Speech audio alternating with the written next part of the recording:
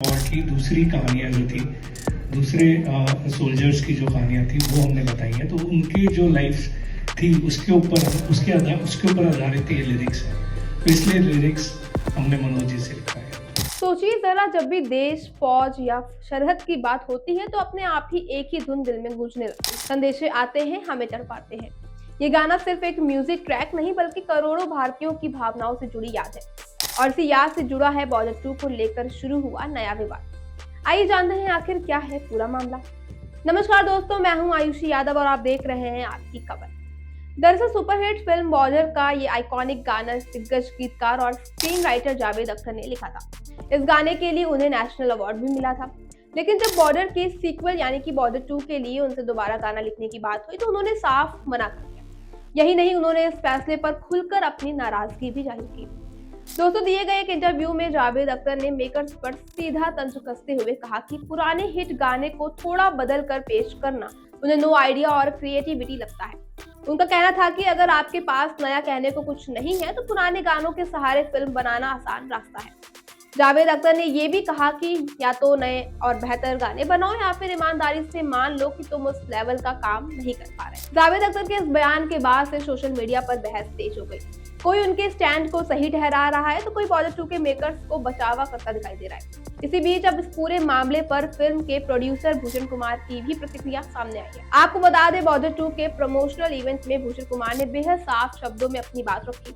उन्होंने कहा कि बॉर्डर 2 जैसी फिल्म कुछ खास चीजों के लिए बनी हुई है और उसके बिना कुछ हो ही नहीं सकता।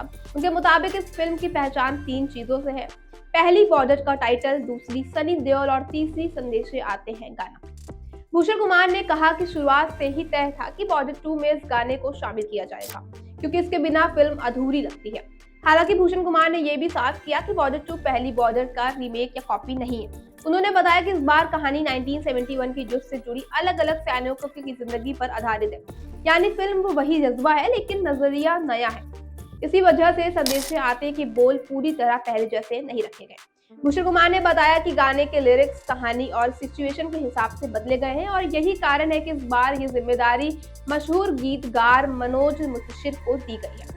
मनोज ने सैनिकों की भावनाओं को नए शब्दों में पिरोने की कोशिश की है ताकि पुराने जज्बात के साथ साथ नई कहानी भी सामने आ सके। इस नए वर्जन का नाम रखा गया है घर कब आओगे।